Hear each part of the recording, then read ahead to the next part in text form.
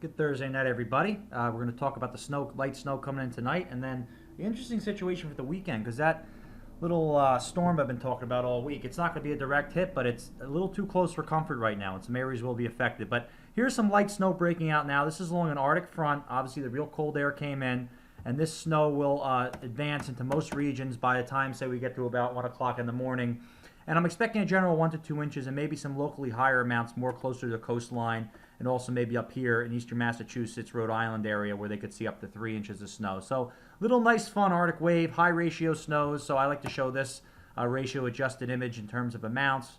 Again, a general 1 to 2, maybe a localized spot of maybe a little over 2, but that's it. Let's focus now on what's going to happen for the upcoming period, okay? So what we have going on, guys, is we have a nice frontal boundary draped across the United States, and we're going to have a storm develop, okay? This storm's going to develop. This is a wave coming through now, but this storm will develop as we approach the weekend, and it will track just off the coast. Now look at this. This is the NAM model. Not every model is this far to the west, but there's been a very significant trend from what you're seeing here to what this showed just about 24 hours ago. I mean, that's a good 100-mile shift. And there's a reason for that, but I want to show you guys that this storm for the weekend, and we're looking at about Saturday, 1 p.m., is very, very close. You can see the NAM model actually really hits the Cape and eastern Massachusetts and parts of New Jersey and Delmarva with some significant snow. I'm not ready to say if it's going to go that far west yet. I want to see tonight's model runs. Just know we have a very interesting situation with this storm that's going to develop along this boundary come the weekend. Again, impacts will be Saturday afternoon into Saturday evening.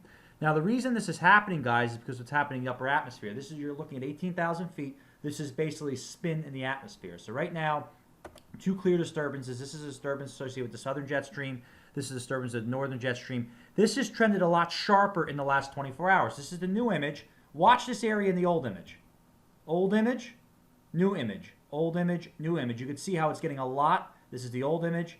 This is the new image. It's getting a lot tighter, which brings the surface flow closer to the coast. Think of this as guiding the surface flow. If this is more condensed and tight, you're going to see a better response at the surface. This vorticity or spin basically is the match that lights the atmosphere in terms of creating low pressure systems. And we're noticing up here too that this feature too has backed off a little bit, which is aiding and not suppressing the storm. So interesting stuff, guys. Update tomorrow morning. That's all I got for now.